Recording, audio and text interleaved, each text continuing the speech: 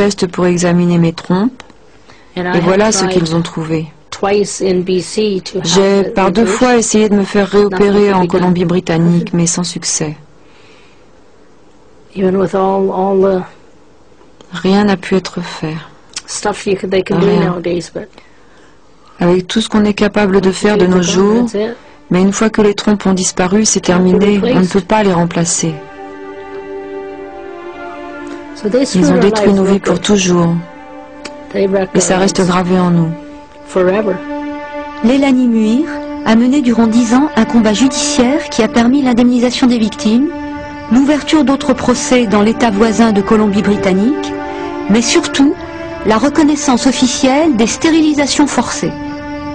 En Alberta, de 1929 à 1973, 3259 stérilisations forcées ont été pratiquées dans un État dont la population était inférieure à 1 million d'habitants. Influencés par le puritanisme baptiste, les États de l'Ouest canadien ont pratiqué une politique eugénique imprégnée de pureté morale, spirituelle et sociale.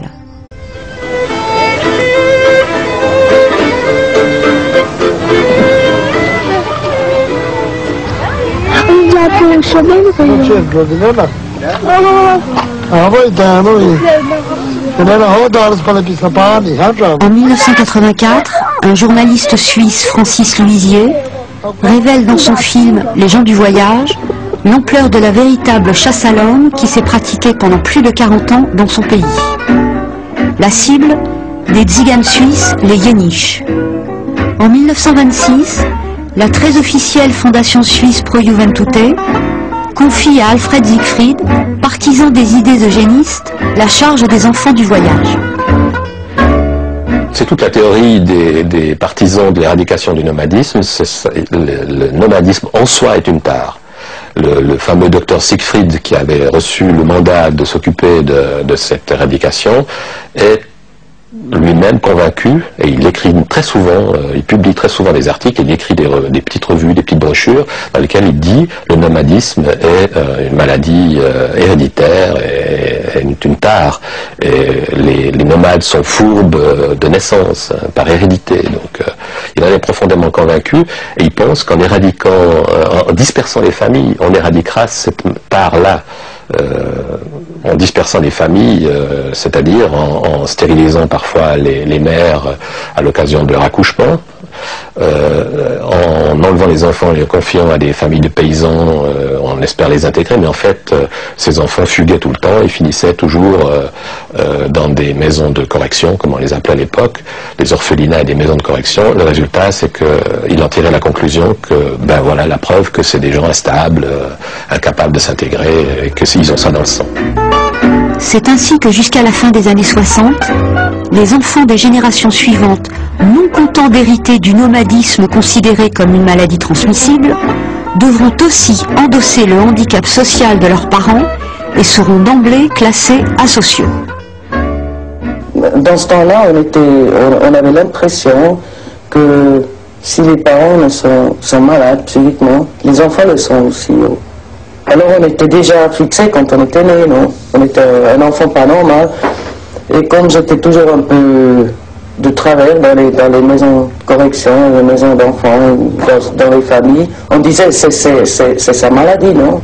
Elle ne se comporte pas comme les autres, alors elle est malade comme sa mère.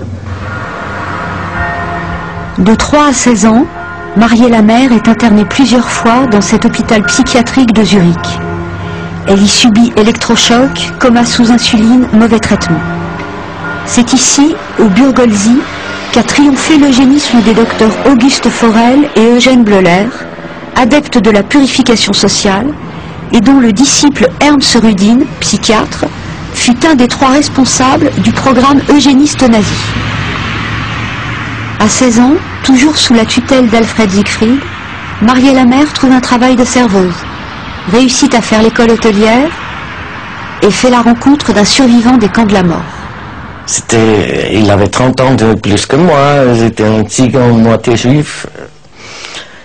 Et puis il a vécu 4 ans à Dachau, il m'a appris le français et il m'a appris l'italien parce qu'il ne voulait pas que je parle l'allemand. Il ne supportait pas. Et puis bon, comme on connaissait la Progenitute comme institution catholique, on a pensé de pouvoir se marier quand on fait un enfant. Mais au contraire, on a fait cet enfant, moi je l'ai annoncé régulièrement à la casse maladie et tout ça, et puis un jour il y a la police qui vient à 5 heures du matin, et ils m'ont amené aux prisons. Et je savais pas pourquoi, parce que j'ai travaillé, j'ai rien fait du mal. Et puis ils ont dit, toi tu passes les prochains mois, tu passes là-dedans, parce qu'on veut pas que tu te maries avec un tzigane, maté juif, encore. C'est en prison qu'elle donne naissance à un fils dont on la contraint à se séparer. Puis, confrontée en 1968 au diagnostic mensonger de tuberculose intestinale, elle doit accepter une intervention chirurgicale. Et puis après, j'ai jamais pris des pilules, des choses comme ça, et puis je pensais que la première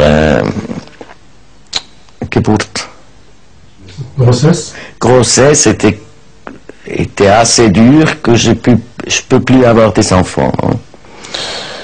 Et en 1987, quand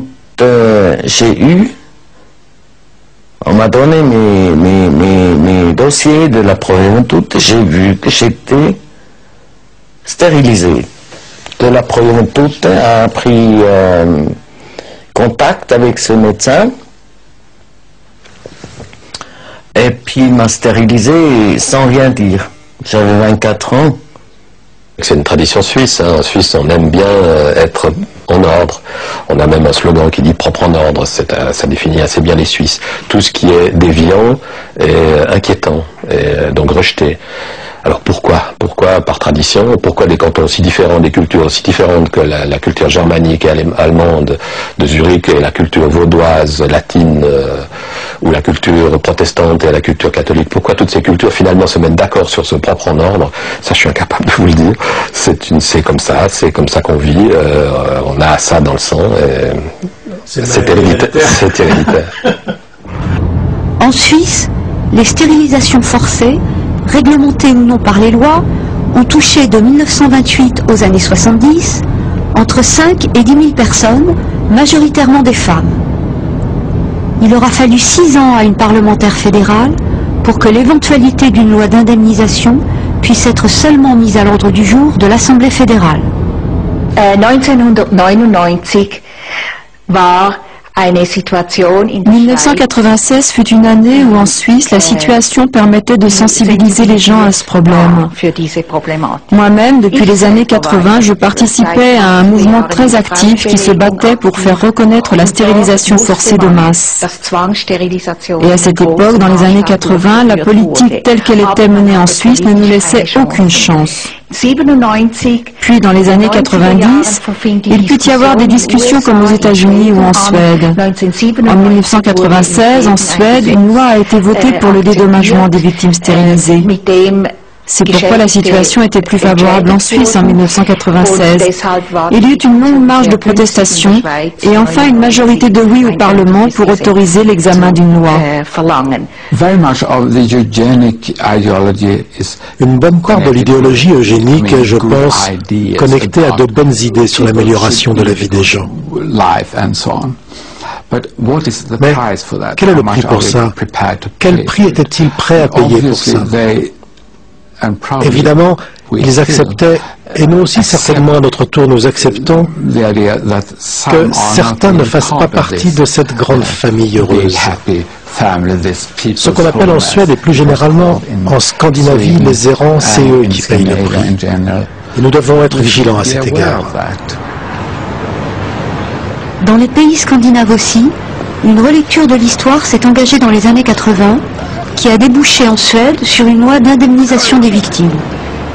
La pensée eugéniste sociale et raciale des pays scandinaves, fer de lance des premiers congrès internationaux de l'eugénisme, a jusqu'en 1973 autorisé 130 000 stérilisations visant ceux qui risquaient de troubler le bonheur social de la race nordique.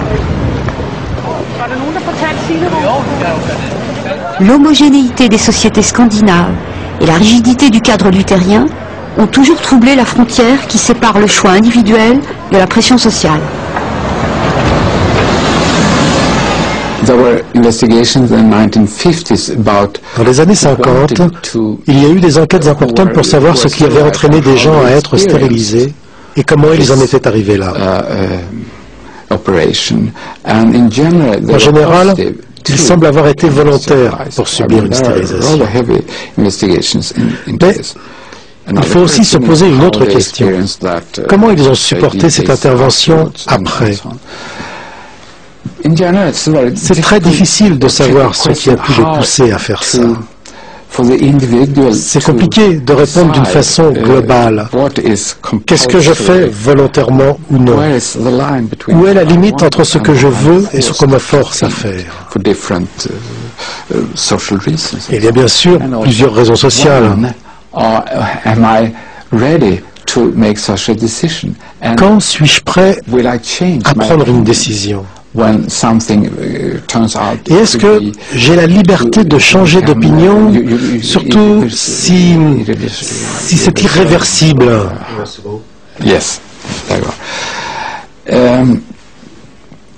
Ça nous mène à la question de la place de notre liberté individuelle dans la société, de mes droits sur mon corps, de mes droits sur ma famille, sur mon futur aussi. C'est quelque chose qu'on ne résoudra jamais. C'est une discussion éternelle. Évolution des mentalités, combat des victimes, reconnaissance en 1973 des droits universels des handicapés, travail des historiens, droits de l'homme sont venus à bout des politiques eugénistes populationnelles des États occidentaux. Pourtant, dans d'autres parties du monde, ils nous ont amenés en pleine nuit. Le dispensaire était rempli de femmes qui attendaient. Moi, ils m'ont pris par le bras, mais j'ai réussi à m'échapper. Il y avait un groupe de femmes qui ne voulaient pas se faire ligaturer. Les médecins les ont amenées à l'hôpital et les ont opérées de force. Depuis les années 70, les politiques eugénistes menées sous couvert de planning familial ont toujours présenté les femmes stérilisées comme consentantes afin d'éviter d'être la cible des critiques. Au Pérou, dans les années 80-90, le gouvernement Fujimori, bénéficiant de l'aide de la fondation Rockefeller, est responsable de la stérilisation de plus de 300 000 femmes indiennes. En Chine, au terme de la loi de la santé de la mère et de l'enfant, 4 femmes sur 20 ont été stérilisées. Certaines en sont mortes. Les temps et les pays changent et les cibles demeurent les mêmes. Handicapés, laissés pour compte et minorités. L'histoire ne change pas, elle se déplace. Seule la solidarité internationale pourra en modifier le cours.